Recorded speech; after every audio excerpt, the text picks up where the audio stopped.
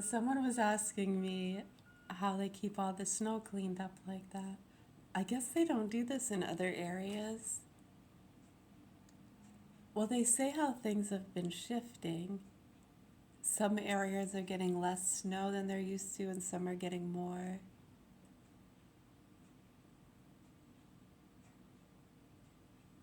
Yeah, yeah, wow. Right, so in places like here where we get a lot of snow, we might be getting some more snow soon. And sometimes the storms can be worse than you think.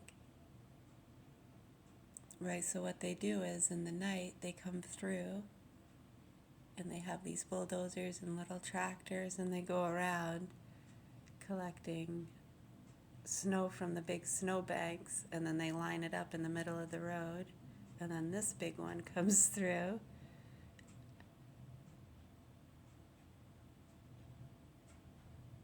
They collect it in the trucks and then they bring it to a dumping zone. Some melt it in the truck.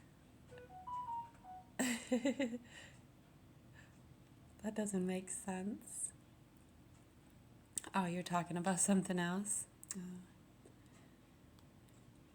Yeah, so that's how they do that. Just like that.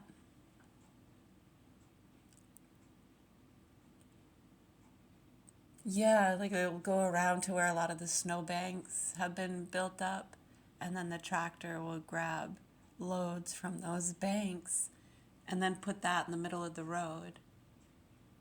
They'll line it up the middle of the road.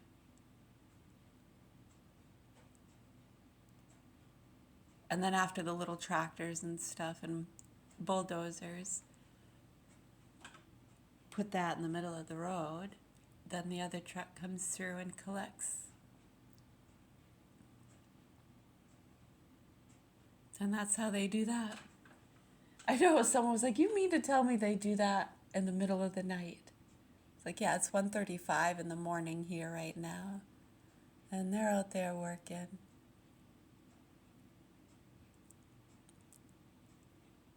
Not easy work. Easier than it used to be. Yeah, a lot of people wouldn't be willing to do it back, even in the 90s. But in recent years, new equipment and better riding conditions, more people are willing to do those kind of jobs. Oh, yeah, really? That's cool. Wow. That happened at your place just with different kinds of equipment, different weather conditions. You don't get snow there? I like the snow, yeah, it's nice.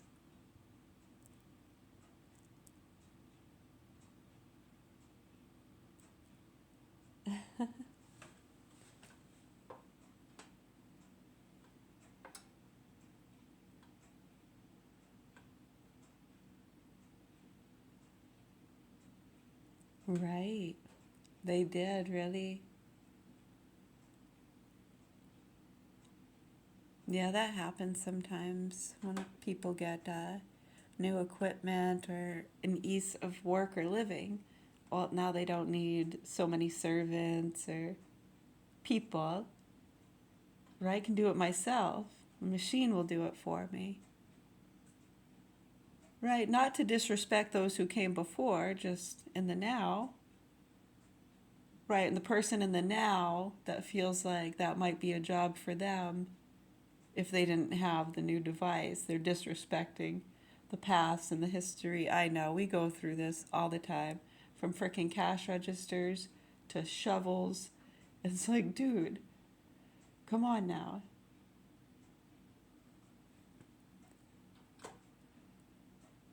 It's stupid, really. But you can understand.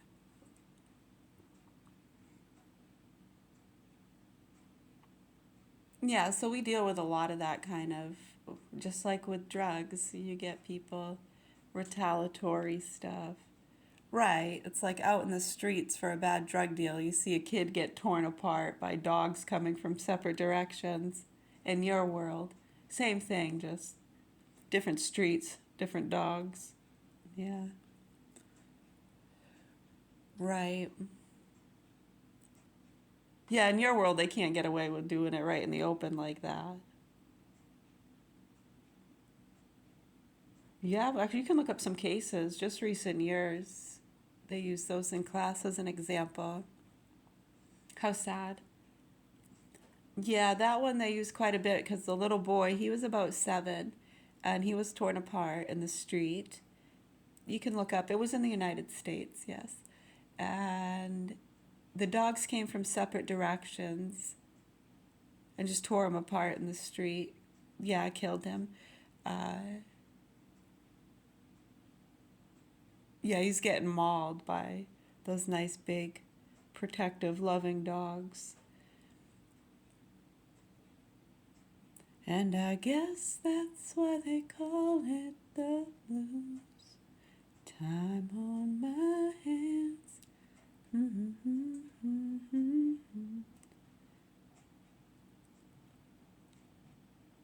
Right, so in your world, right, the dogs might be people. And those people sometimes get other people. Right, because they got to make it look like an accident, or they can't just tear them apart in the street like they do those kids. It would never be acceptable. Like, that doesn't happen here. Something must be up. Right, so how sick is that? That it's just been normalized in some worlds? When you see the difference and the similarities, it's the same fucking thing when it comes to a lot of the misuse and abuse of chemicals and weapons.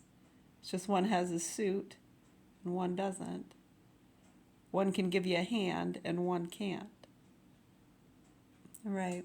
So we go against both of those people, those groups. None of them like us. And they usually join forces against us. We're used to that too. We've been doing this our whole lives. Hi, my name's Mary. Yeah, we're going to be 44 in a few days if we make it. We were put on the programs when we were 18 in the year 2000.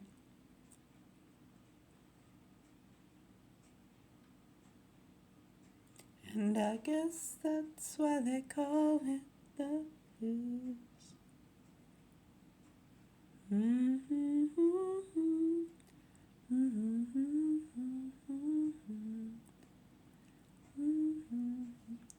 Let's see, here comes this one. Probably can't see it good on my camera. It's a big plow there. Yeah, because they have all the snow they piled up in the middle of the road.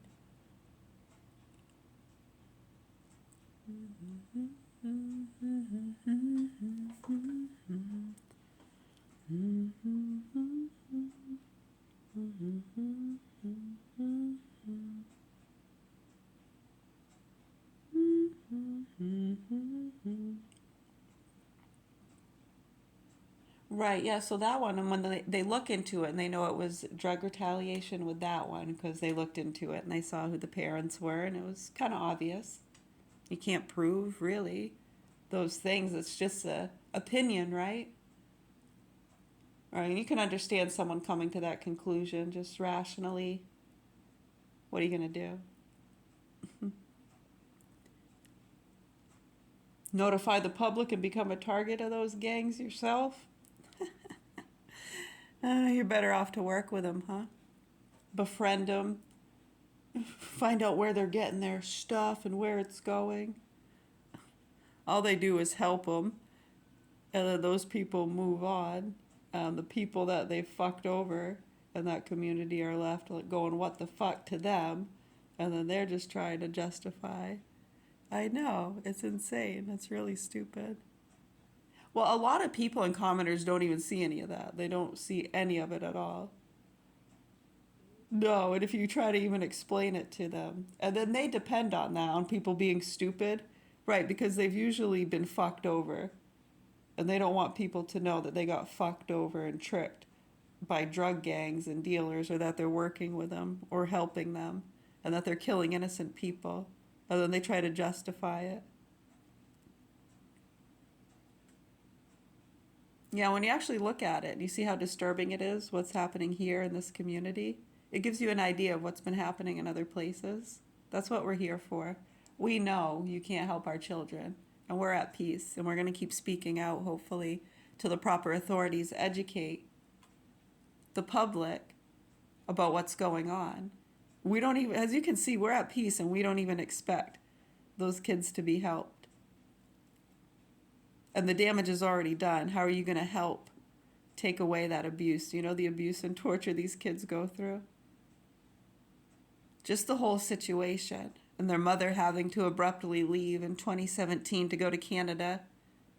Yeah, they were, if you can see at that time, let's see, they told me I needed a vein surgery or I was going to die. Remember Norm Macdonald? They told him he needed stem cell therapy or he was going to die.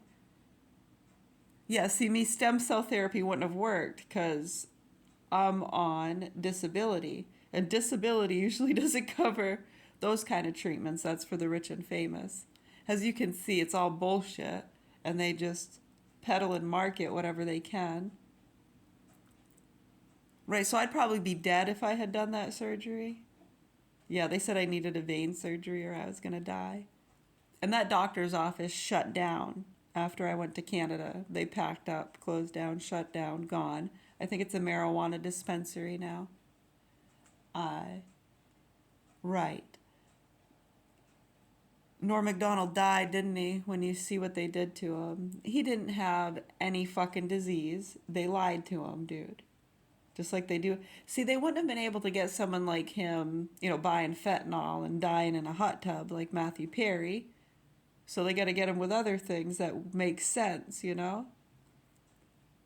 Why would they have been a target? Just because, like the private investigator here, just know too much. Good person.